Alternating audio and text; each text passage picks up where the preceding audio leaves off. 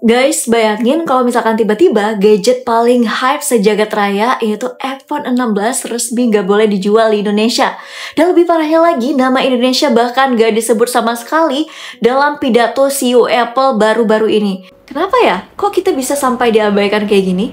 Bahkan sekarang nih Kemenparing ya ancam blokir IMEI ribuan iPhone 16 yang sudah masuk. Ada apa sih? Kok permasalahan ini lagi heboh banget? Oke, let's talk about this. Hai semuanya, balik lagi bersama aku Alma dan hari ini kita bakal bahas drama besaran di dunia teknologi. Kenapa iPhone 16 dilarang di Indonesia? Apa sih dampaknya buat kita sebagai para konsumen? Dan kenapa nama negara kita itu nggak disebutkan dalam pidato CEO Apple? Nah, ini bukan cuma soal gadget aja guys, tapi juga soal harga diri kita sebagai bangsa. Oke, jadi tuh gini ceritanya. Jadi kan baru-baru ini pemerintah Indonesia resmi melarang iPhone 16 karena Apple itu tidak memenuhi syarat TKDN atau tingkat komponen dalam negeri. Nah, ini adalah aturan yang wajar banget ya, karena pemerintah kita itu ingin produk yang dijual di Indonesia juga mendukung industri lokal. Tapi kayaknya Apple nggak tertarik nih untuk kompromi. Dan di sisi lain, dan Luhut Binsar Panjaitan itu memberikan respon keras soal ini nih.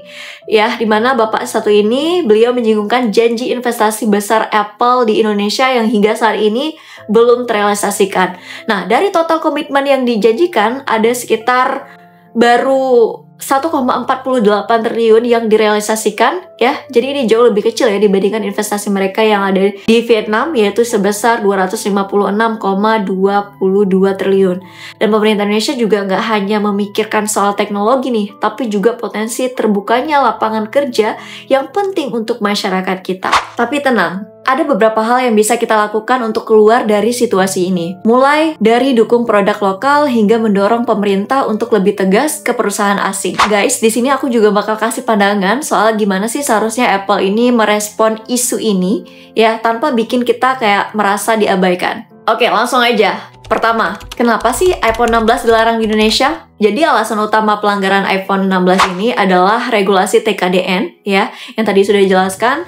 Nah, pemerintah itu kan mewajibkan semua perangkat elektronik itu punya 35% komponen lokal. Apple di sisi lain ini meminta pembebasan pajak selama 50 tahun sebagai syarat pembangunan pabrik di Indonesia. Sebuah permintaan yang sulit untuk diterima oleh pemerintah. Ini menunjukkan bahwa Apple ini nggak cukup serius nih dalam melihat Indonesia sebagai pasar yang penting. Bahkan Kementerian Perindustrian kasih peringatan keras ya untuk memblokir IMEI dari ribuan iPhone 16 yang masuk ke Indonesia kalau misalkan terbukti diperjualbelikan. Jadi, Kemenparin ini sedang mempersiapkan pemblokiran iPhone 16 dengan cara melarang aktivasi IMEI ini. Ya, dan ini penting karena jadi identitas perangkat seperti handphone dan juga tablet. Jadi kalau misalkan IMEI ini diblokir, otomatis HP kita nggak bisa dipakai di jaringan lokal. Jadi sekarang tuh ada banyak iPhone yang udah masuk di Indonesia. Sebelumnya itu ada laporan kalau misalkan sekitar 9.000 unit ya masuk dari luar negeri. Tapi sekarang jumlahnya malah bertambah jadi 11.000. Dan ini bukan cuma soal aturan ya, tapi juga dampak besar buat kita sebagai para konsumen. Nah, untuk selanjutnya nih, yang kedua, kira-kira apa sih dampaknya bagi konsumen di Indonesia? Jadi dampaknya itu kan jelas banget ya, terutama buat kita yang hobi upgrade iPhone. Kamu mungkin harus beli iPhone 16 lewat reseller luar negeri ataupun mungkin pasar gelap nih. Dan itu pastinya harganya lebih mahal kan? Dan risikonya juga barangnya mungkin palsu. Atau bahkan kena masalah hukum karena produknya nggak resmi. Pemerintah juga memperingatkan bahwa meskipun produk ini dibeli secara legal di luar negeri ya, atau memperjualbelikan iPhone 16 di Indonesia tetap dianggap ilegal. Jadi di sini konsumen harus berhati-hati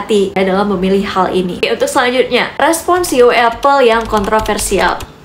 Kenapa? Nah, yang ini nih yang bikin tambah panas adalah pidato CEO-nya Apple ya dalam peluncuran global iPhone 16. Jadi, dia ini kan menyebutkan berbagai negara ya sebagai target pasar. Nama Indonesia nggak disebutkan sama sekali. Padahal kita adalah salah satu pasar terbesar untuk Apple di Asia Tenggara. Dan permasalahan ini bikin banyak orang bertanya-tanya nih, apakah Apple sengaja menghukum kita karena regulasi TKDN tadi? Dan ini nggak cuma soal bisnis ya, ini soal bagaimana Apple melihat kita sebagai konsumen. Kalau mereka benar-benar peduli peduli dengan pasar Indonesia, ya seharusnya mereka lebih menghormati regulasi kita kan, bukan malah mengabaikan kita. Nah, selanjutnya nih, ini yang paling banyak dipertanyakan, yaitu isu utang Apple di Indonesia. Nah, selain itu, ada juga nih rumor kalau misalkan Apple masih punya utang ke Indonesia. Ini tuh soal pajak yang katanya belum dilunasi sejak awal mereka masuk ke pasar sini. Rumor ini makin panas gara-gara mereka mau investasi besar-besaran tapi dengan syarat yang jujur aja kayak agak-agak masuk akal gitu. Yang jadi pertanyaannya, gimana bisa mereka nggak mau bayar pajak selama 50 tahun lamanya dan cuman mau memperkerjakan warga Amerika saja? Kayak seriusan nggak sih? Oke. Kira-kira apa sih yang terjadi kalau misalkan syarat ini tuh dipenuhi? Jadi gini guys, kalau misalkan ini beneran terjadi, dampaknya itu bisa fatal banget buat kita. Pertama, ekonomi kita nggak dapat untung dari pajak Apple, padahal perusahaan sebesar mereka itu bisa kontribusi besar. Dan di sini negara kita kehilangan potensi pajak yang lumayan besar. Nah, untuk yang kedua, kalau mereka cuma mau memperkerjakan warga Amerika, itu artinya lapangan kerja untuk orang Indonesia nol besar. Ya, ini bukan soal investasi yang sehat, ya, melainkan ini adalah eksploitasi.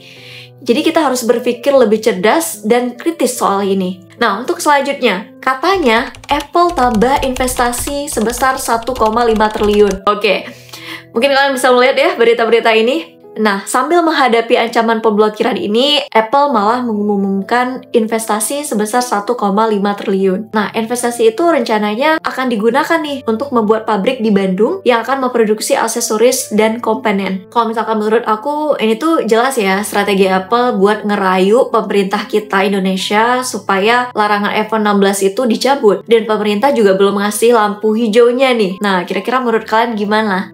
Boleh banget ya di kolom komentar. Kemenparin juga bilang nih guys, mereka lebih mau Apple itu fokus pada penelitian dan pengembangan iPhone yang dirilis di dalam negeri. Jadi, kira-kira apakah investasi ini cukup ya untuk menyelamatkan iPhone 16 dari larangan? Ayo, gimana? Oke, kira-kira kalau misalkan ini semua terjadi, apa sih solusinya? Guys, ada beberapa hal yang bisa kita lakukan untuk menyikapi situasi ini. Ya, yang pertama, kalian bisa mendukung produk lokal. Banyak kok produk lokal yang sebenarnya nggak kalah canggihnya, ya, lebih terjangkau dan tentunya sudah memenuhi regulasi TKDN. Kita bisa mulai mengapresiasikan karya anak bangsa dan menjadikan produk lokal sebagai pilihan utama. Atau yang kedua, kamu bisa beralih ke merek lain. Karena selain Apple, ada banyak kan merek-merek lain seperti Samsung, Xiaomi, Oppo, atau Vivo yang menawarkan fitur-fitur yang nggak kalah canggih ya dan sudah memenuhi syarat regulasi di Indonesia. Bahkan merek-merek ini sering memberikan inovasi yang menarik yang cocok untuk kebutuhan pasar kita. So, yang ketiga, edukasi konsumen. Kita harus lebih bijak dalam memilih produk teknologi. Ini bukan cuma soal merek besar ya, tapi juga bagaimana kita bisa melihat produk itu tuh mendukung pertumbuhan industri di Indonesia atau enggak. Ini adalah langkah kecil, tapi ini sebenarnya punya dampak yang sangat besar. Terus yang keempat, tekan Apple untuk memenuhi regulasi. Kalau misalkan kita sebagai konsumen menunjukkan bahwa pasar Indonesia itu penting, Apple mungkin akan mempertimbangkan ya untuk memenuhi regulasinya. Dengan membeli produk yang sesuai aturan, kita secara nggak langsung akan memberikan pesan tegas kepada Apple. Jadi buat para konsumen ya, nggak perlu terlalu galau. Karena dunia teknologi ini kan luas banget ya, dan pilihan kita itu nggak terbatas hanya pada satu merek saja atau satu produk saja. Nah, ini waktunya kita jadi konsumen yang cerdas dan bisa mendukung produk yang juga menghormati aturan negara kita. Oke, menurut kamu apakah Apple layak mendapatkan perlakuan istimewa di Indonesia? Atau seharusnya mereka harus belajar menghargai kita sebagai konsumen? Ayo, kalau kamu pikir ini cuma soal gadget, kamu salah banget. Ya, karena menurut aku sih ini soal bagaimana kita sebagai negara harus lebih tegas menghadapi perusahaan besar yang cuma mau untung tanpa memberikan manfaat nyata buat kita. Jadi gimana guys menurut kamu? Larangan iPhone 16 ini langkah yang tepat atau malah merugikan pengguna? Tulis pendapat kamu di kolom komentar karena aku pengen banget tahu sudut pandang kalian soal ini. Oke? Oke guys, thank you ya udah nonton sampai habis. Kalau kamu suka bahasan kayak gini, jangan lupa untuk like, subscribe, dan aktifkan loncengnya biar kamu gak ketinggalan update dari video-video aku lainnya. Share juga nih ke teman-teman kamu yang harus tahu info ini. Yuk, bareng-bareng kita jadi generasi yang gak cuman tahu soal tren, tapi juga paham esensinya. Sekali lagi, thank you for watching, see you next time, and bye-bye!